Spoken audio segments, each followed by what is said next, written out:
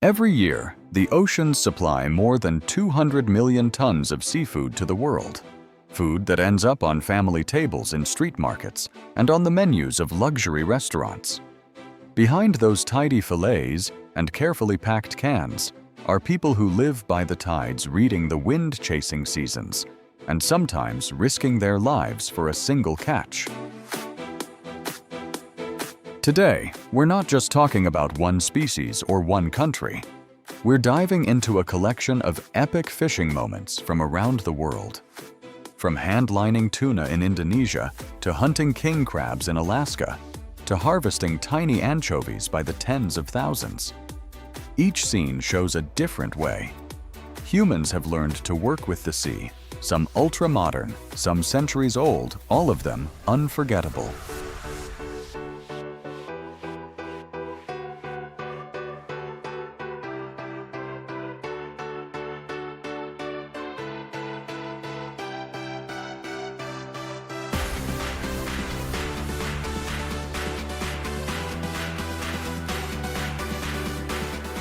And we begin with one of the ocean's most feared predators.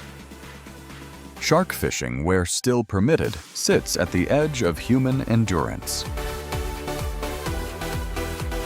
Everything starts with the bait, usually a live fish, or a blood-rich cut that spreads scent quickly through the water. Sharks can detect a trace from miles away.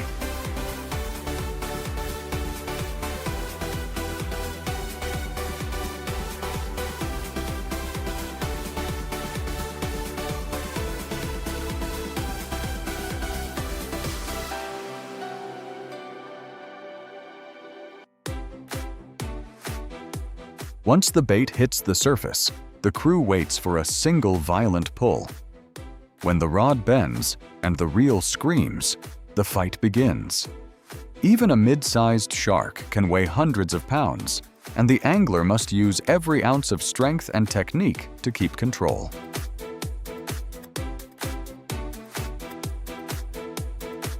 The battle can last minutes or hours. One wrong move and the line snaps. One moment of hesitation, and the shark dives beneath the boat, slicing the leader against the hull. For safety, many crews dispatch the shark before hauling it aboard. Regulations vary, but because global shark populations have declined sharply, most countries now restrict or ban the practice entirely. But as a spectacle of raw force, few moments on the ocean compare.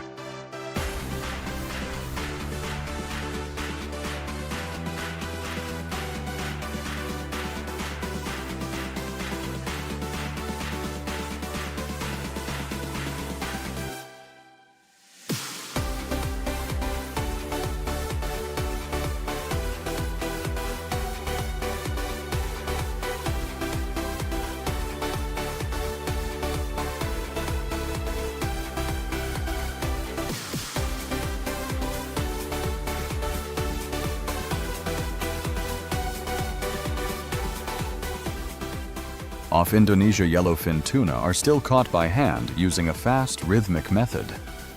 Anchovies are tossed into the water to gather the school. When the deck leader gives the cue, fishermen line up at the bow and cast simultaneously. Because tuna density is so high, hooks barely touch water before a yellowfin strikes. No machines, just dozens of arms working in a coordinated cycle of cast, pull, and flip.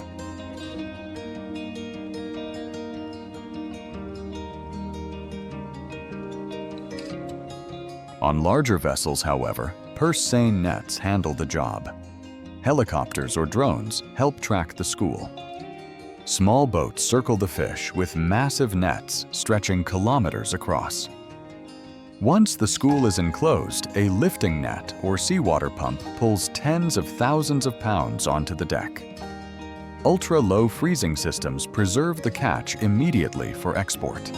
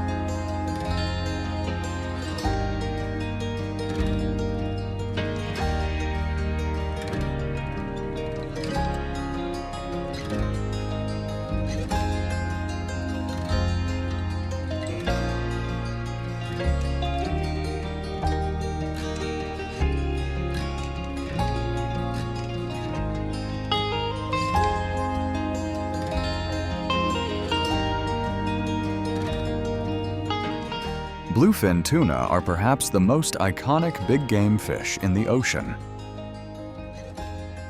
In some fisheries, purse seines encircle entire schools, which are then guided toward pens or lifted aboard.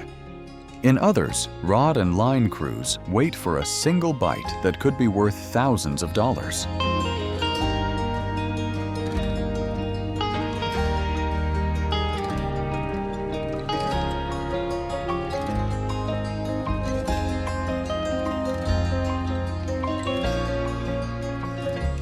When a large bluefin takes the hook, the reel screams and the battle begins.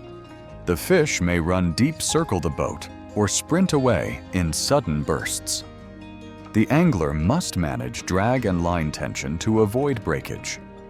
Once the fish is finally brought alongside, gaffs and sometimes lifting gear are used to haul it on board. Proper bleeding. Chilling and handling are critical. Small mistakes can cut the value of the fish dramatically.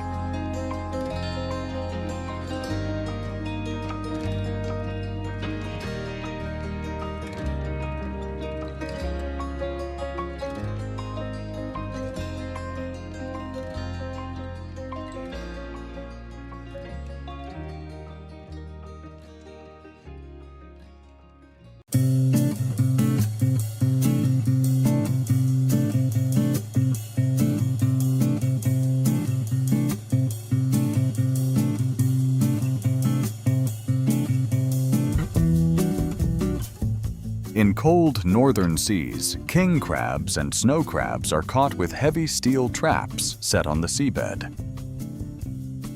Crews bait the pots, drop them in precise locations, and leave them to soak for hours. When the time comes, hydraulic winches strain as they lift the pots back to the surface, sometimes from hundreds of meters down.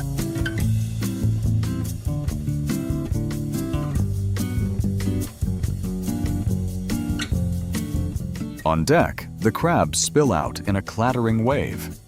Workers sort them quickly, keeping only legal-sized males and returning females or undersized crabs to the sea. Strict size and sex regulations are designed to keep the stock healthy year after year.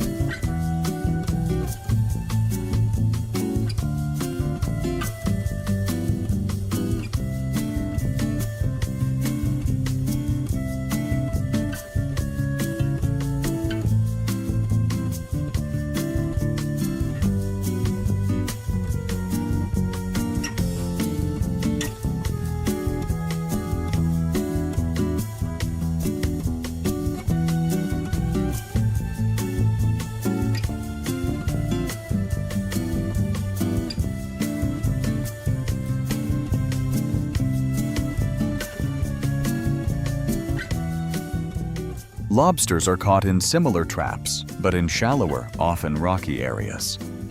Boats lower dozens or hundreds of traps marked by colorful buoys. When they pull them back, lobsters are sorted, measured, and placed into circulating seawater tanks to stay alive until they reach port.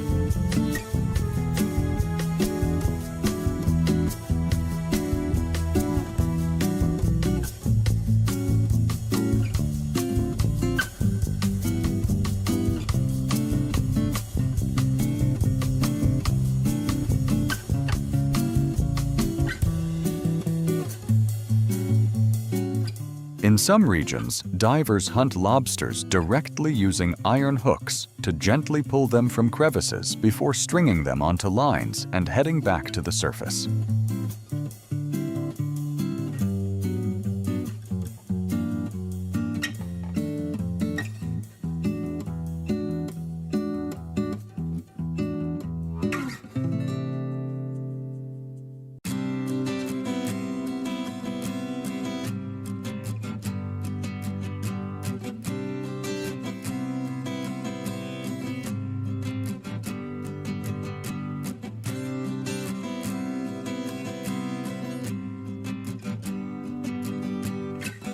From the warm Pacific, we move to the coasts of Portugal, France, and Japan, where sardines gather in dense, shimmering clouds.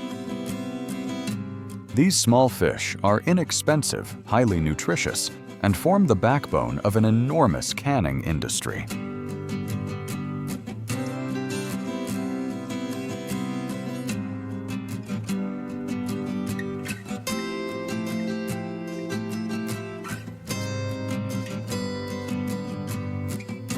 Catching them usually requires 2 large vessels working as a team. When sonar picks up a sardine school close to the surface, the boats encircle it with a large net.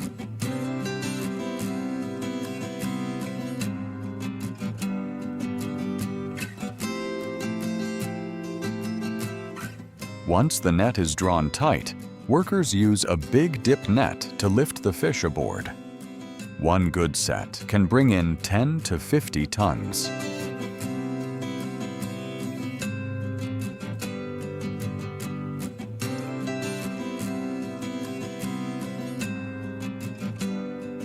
On shore, the process moves fast to keep the fish fresh. The sardines are washed, then an automated machine slices off the heads and tails. Workers arrange them neatly into cans, sometimes with oil or sauce. Finally, the sealed cans are sterilized at high temperatures, killing any microbes and giving the product a long shelf life. A few hours after leaving the sea, those sardines are already on their way to supermarket shelves around the world.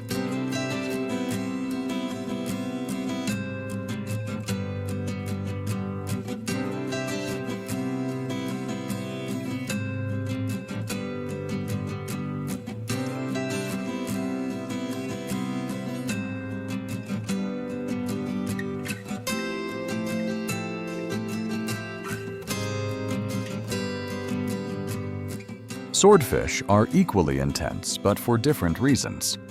Built like underwater missiles, they can swim 60 mph and slash through bait schools with their long bill. When a swordfish strikes the rod, doubles the line peels away, and the real struggle begins.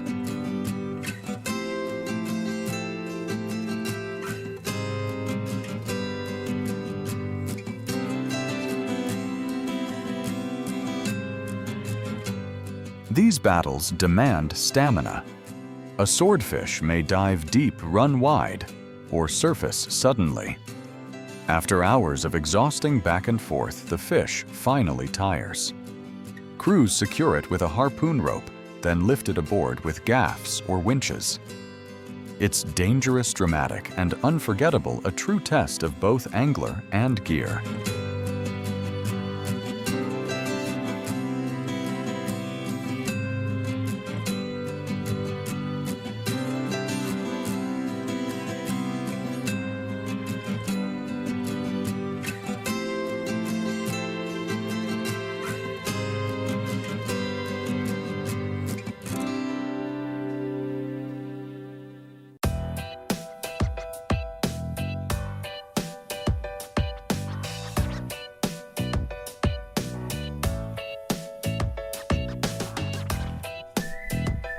Squid fishing takes place at night under bright lamps.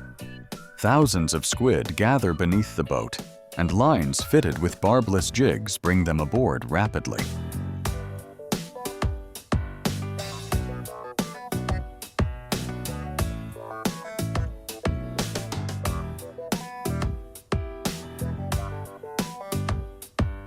Anchovy fisheries in Peru and Chile use large seine nets and onboard pumps to move the fish into refrigerated brine tanks. Many anchovies become premium cured products, washed, salted, aged, rinsed, and packed in oil.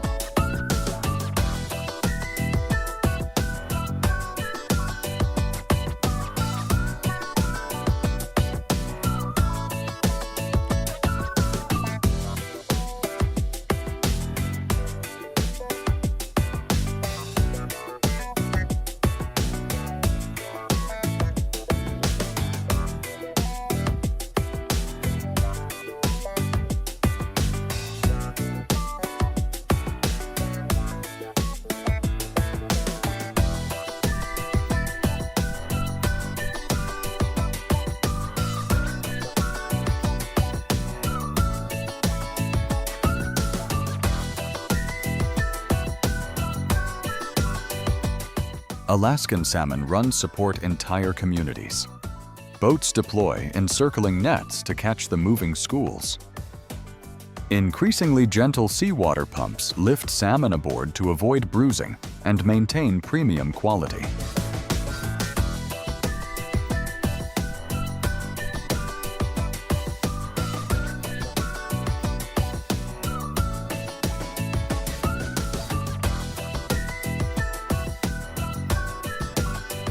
Processing includes filleting and extracting salmon roe, a high-value delicacy. Roe is separated, washed, spun dry, and packed carefully for global luxury markets.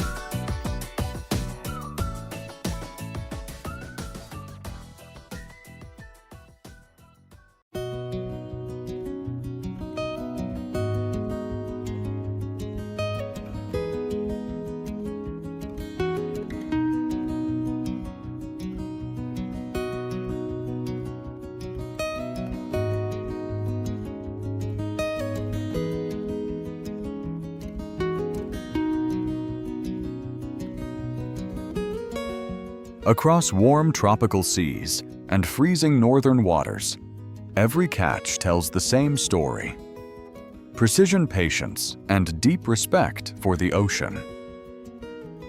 From the explosive power of sharks and swordfish to the delicate handling of scallops and salmon roe, these moments prove how human skill and marine life intersect in unforgettable ways. And somewhere out there right now, another boat is casting off, waiting for its next epic moment at sea.